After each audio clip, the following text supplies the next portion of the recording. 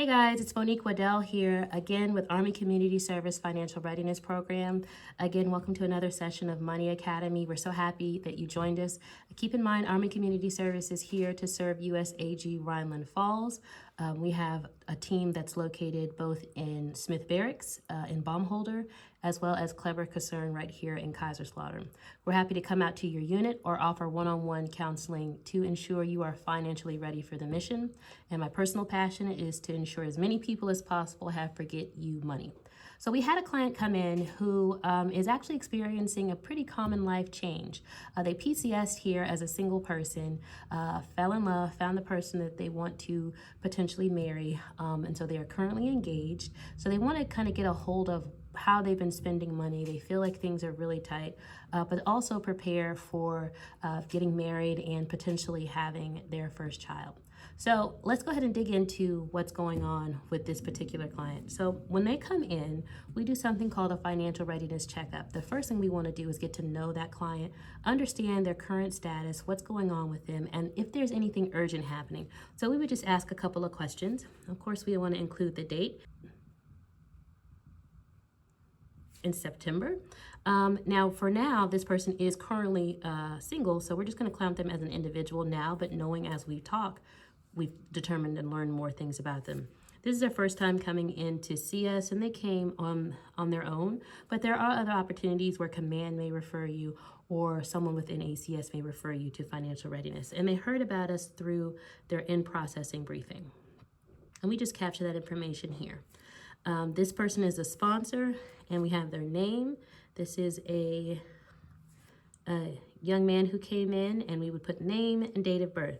They currently live in the barracks, and they currently live alone. But as I said, they're engaged and looking to be a parent within the year. They don't have any dependents living with them, and they don't have any dependents not living with them. So again, they talked about being concerned about how they're managing their money and wanting to prepare for marital status changes. Right now, we determined that they don't have any pending emergencies. They're not late on bills. They are able to feed themselves. They have shelter, and so we can skip over that particular. And we talked about their SMART goals, being specific, measurable, achievable, relevant, and time restricted. And we talk a little bit more about that within that process. But I wanted you guys to get a viewpoint of what this looks like when we actually do intake with a client, just to get to know them better and understand their current state. These are some of the questions we would ask. So now that we've actually asked some of those questions, let's dig into a current state financially. And as we talked about before, we always want to assess net worth, meaning where are you right now? Net worth, one of our volunteers actually says this, and I love it. He says that net worth is not a reflection on whether or not you are smart, kind, a good leader, or anything like that. It's just a reflection of where you are currently in your financial journey, where you take all of your assets, meaning everything that you own, and subtract everything that you owe. And that will leave you with what your current net worth is. My hope in working with financial readiness within ACS is to make sure that you're clear on where you are right now and have a better understanding of where you want to go and creating the processes and the systems that will allow you to reach that particular goal. So we're going to jump into this person's net worth. So as we said before, this person is currently single. They are an E4 with 4 years of military service. They actually currently live in Sembach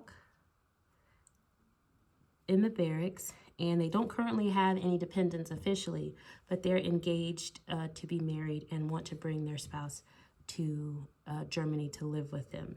They might be expecting a baby, but not 100% sure just yet. So we're going to start talking about current state first and then kind of future state, what that might look like. So I talked to this particular client and wanted to understand his approach to finances.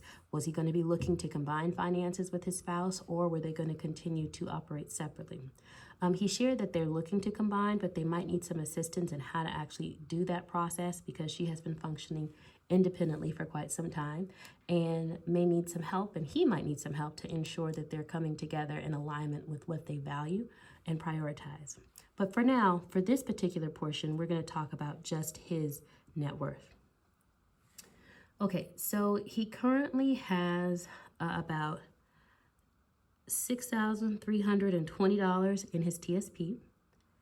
He also has an additional brokerage account that has about $300 in it, $600 in savings, and about $43 in his checking account.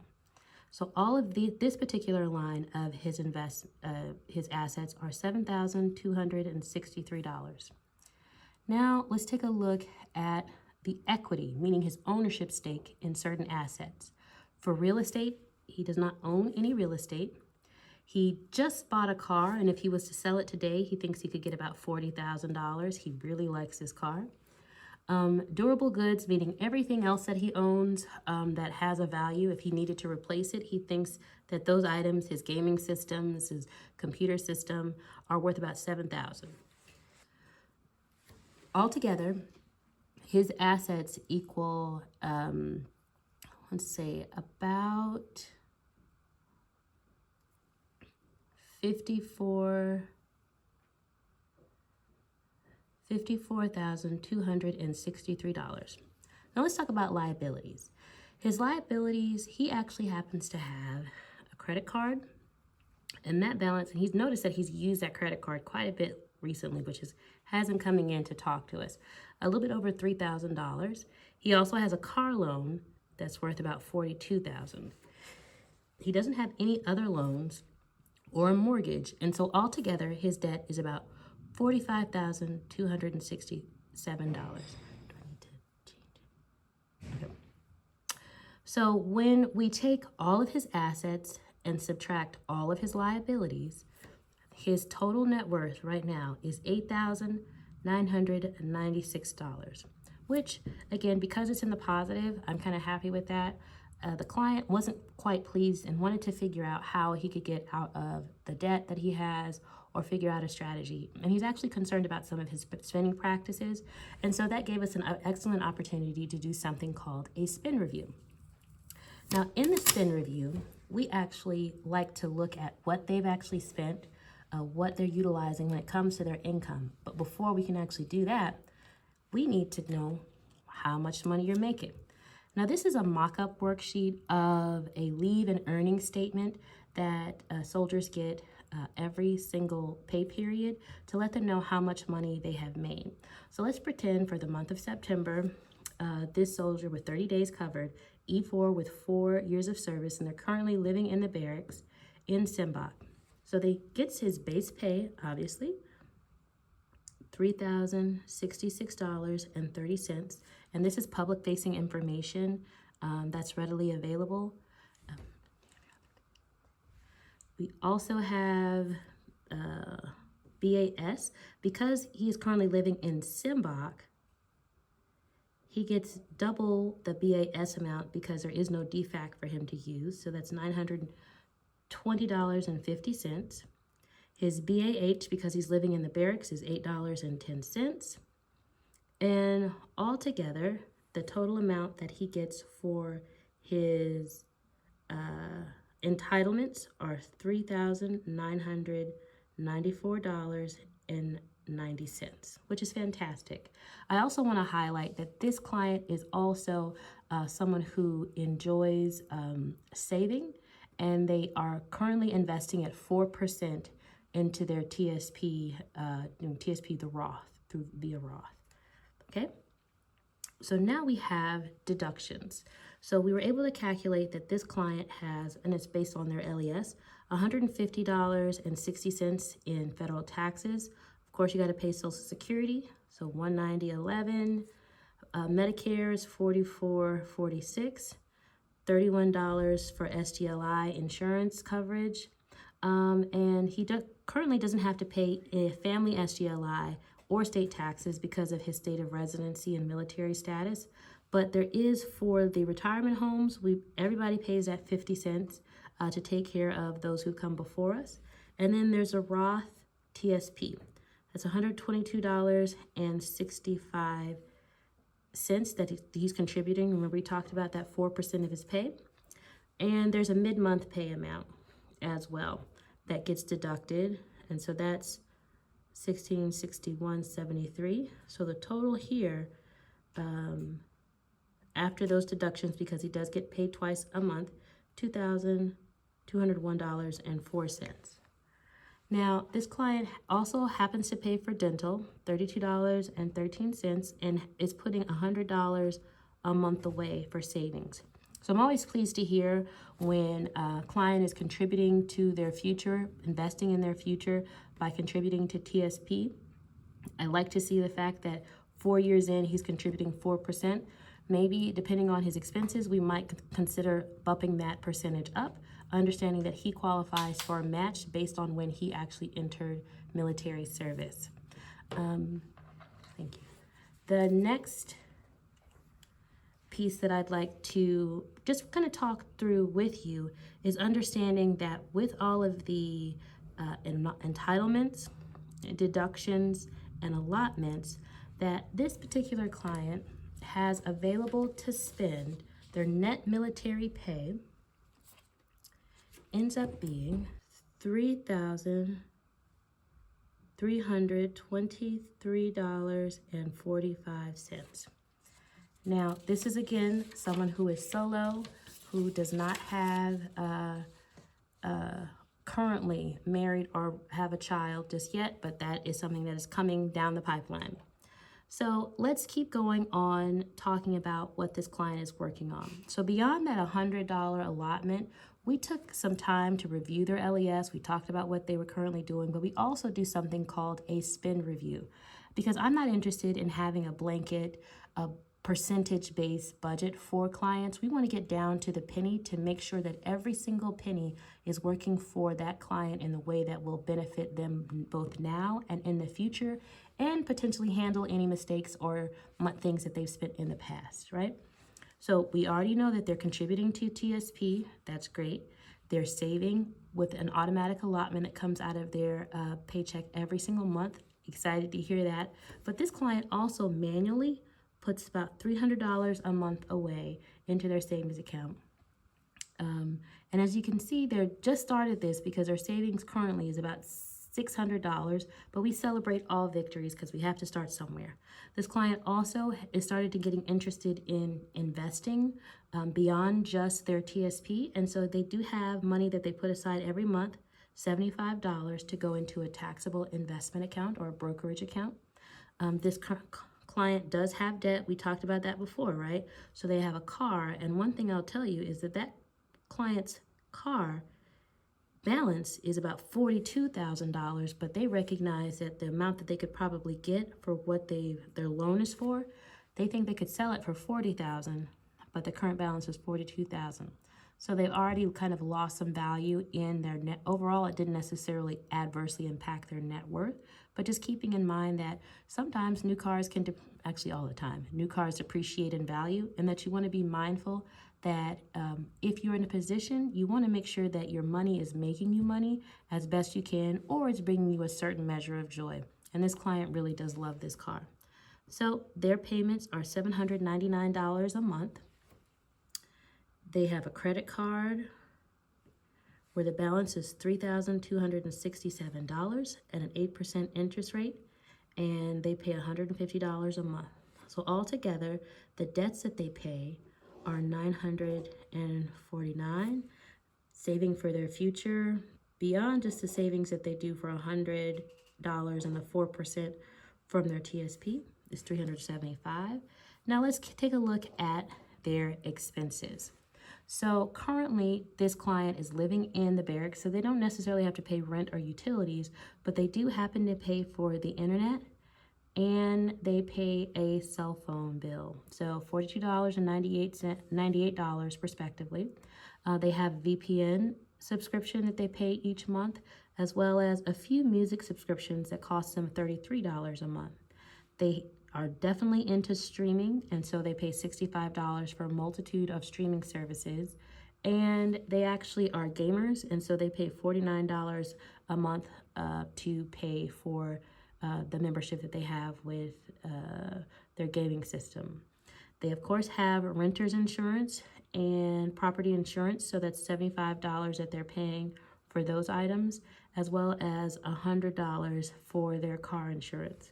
So altogether, that's about $477 that they're spending on what we call present or fixed expenses.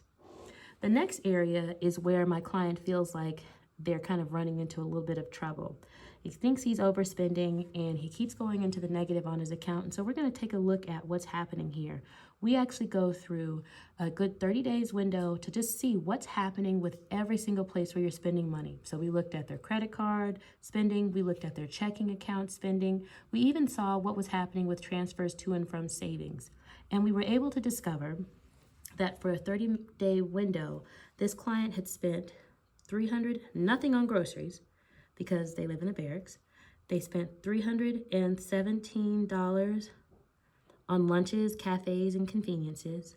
They spent $421 on restaurants and eating out. They had $160 for transportation like gas and traveling. No housing expenses to speak of. They spent about $200 on clothing, $244 on personal care, and just money that they were spending around $116 going out and having a good time with friends, drinking alcohol, and they do happen to vape. And then they have, they're sending $400 each month to their partner that lives currently in the States.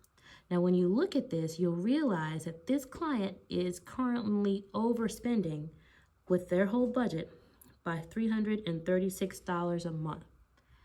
And again, it's easy to do that based on your lifestyle, what's going on. And after we did a little bit of a conversation, we realized that this particular client, although they do get double the BAS, the basic assistance for sustenance, and it's double what people get with who have access to a DFAC, they were still spending a little bit more than he really thought he should be spending when it came to eating out.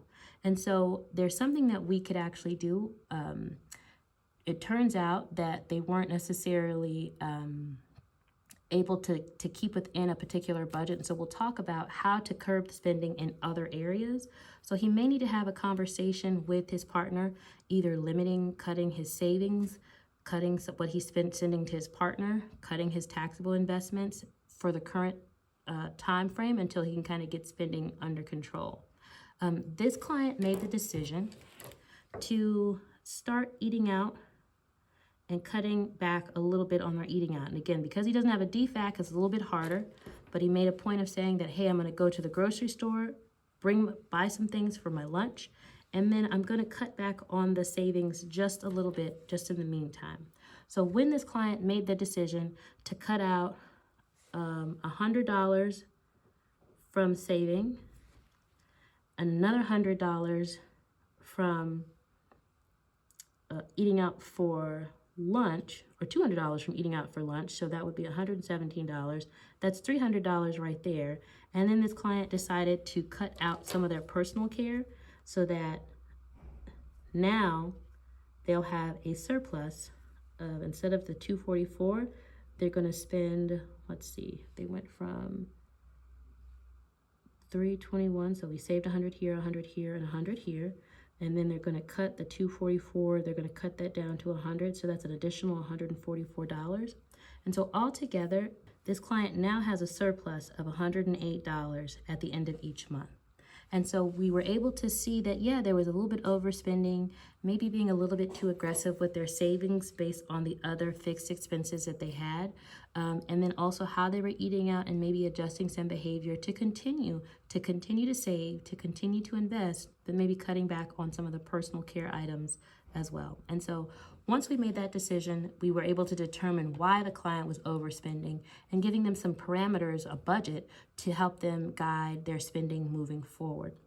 Now, there's a big change coming for this client, and which we'll talk about that in just a moment. So as we said before, this client is an E4, 4 years, living in Sembach, but expecting to bring their fiance, who is pregnant, to Germany to live. Now, I would encourage that particular soldier, please do not make any moves until you get command sponsorship. But there are some things that we can start planning for to ensure that they know what to do to transition well. Specifically, there is going to be a financial impact. So this client said that they plan on getting married essentially right before their spouse comes to Germany. And one of the things that we want to talk about, they decided that they want to actually combine their finances, which is fine. And that's not everybody's decision. It's one of those things where you have to decide as a family unit what makes sense for you. But they decided to combine their finances and work towards their financial goals together. So solo, we were able to determine what all of his assets equated to and what all of his liabilities equated to. So I asked the same question of his fiance. She had about $7,000 in a 401k. She had, about $5,000 in a brokerage account. In her savings, she has about $3,000. And in her checking account and other cash, she has about $1,270. And so altogether, she has about, $16,270. And let's see what else she has. She does not have any real estate either, but she does have a paid-for car that she thinks she could sell for about $7,000, and then all of her goods, her cell phone and her laptop and other clothing items are about $4,000.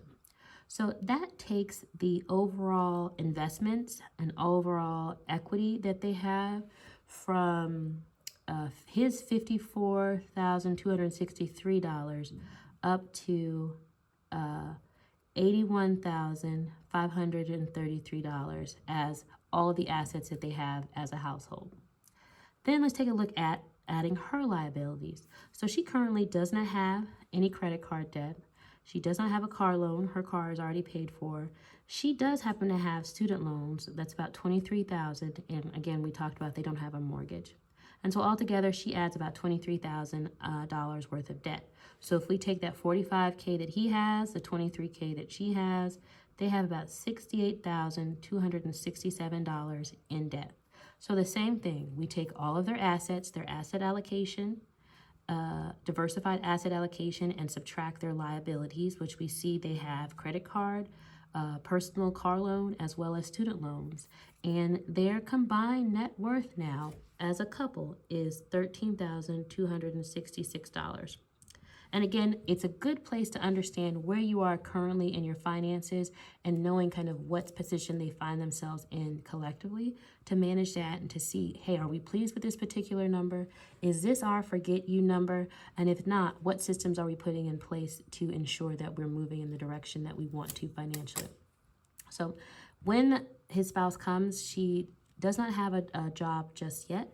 And she's probably going to be in the house, in the home for a little bit. So we want to see what this client will have as far as entitlements and benefits because of the change in their marital status.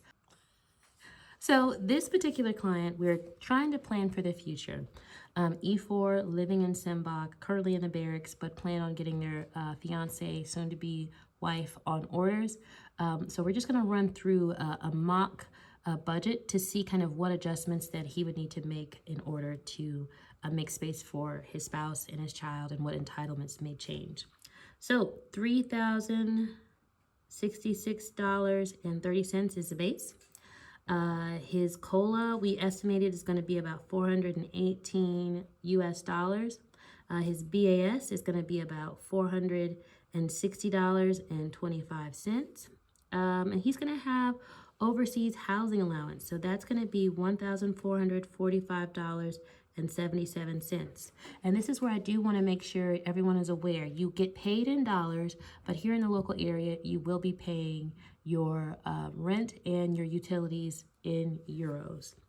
He also gets an entitlement for utilities, so based on his rank and years of service, $1,121.48.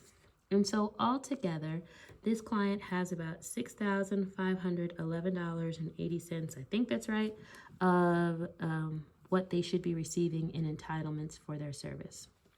Now, because of where he lives, and his income status. He currently does not have, because he's going to be married filing jointly and potentially having a child within the year, we're going to assume that he does not have any federal taxes that he's going to be required to pay, but that's something we want to pay attention to as time goes on. Social Security, $218.65 is our estimate, $51.13 for Medicare, SELI is $31, and they're going to be looking into getting family SELI, but nothing as of right now. State taxes where they live, they currently, based on his military status, don't have to pay state taxes, and they're contributing 50 cents a month for the retirement homes for the armed forces. Still contributing $122.65 via Roth TSP, and has mid-month deductions coming out as well. This client also happens to have allotments, $32.13 for dental, and saving $100 a month automatically. So altogether, with all of the entitlements and the deductions that this client has, again, considering everything that they have coming in and going out, this client will have about $5,955 and I think 74 cents of money available for them to use throughout the month of September. So let's transition into look at what they're going to need to change and how they're going to allocate that money, because there is a bit of a difference from what they had prior to getting married, to see what they'll need to make adjustments on with their budget. So let's take a look at our mock-up budget sheet. So we can see that this client still has a desire. They've made adjustments. They still want to save $300 a month. They want to prepare to get a new car because new baby may mean new space that they need in a vehicle, and the taxable investments of $75 they're putting towards a brokerage account. Now, again, that's a new expense or a new line item that we're adding to their monthly income of $5,955.74 that they're going to be spending. This client still has a car that they're paying for that we know is $799 a month. They owe about $42,000, and the value of it has gone down already, depreciated by about $2,000, but it's a car that they enjoy. That's their business. They have a credit card. We know about that client's credit card. It's $32.67. They pay $150 a month with an 18% interest rate. And the spouse actually has a student loan that we just talked about, right? And she owes about $23,000 on that loan. She's paying a 5% interest rate and $350 a month.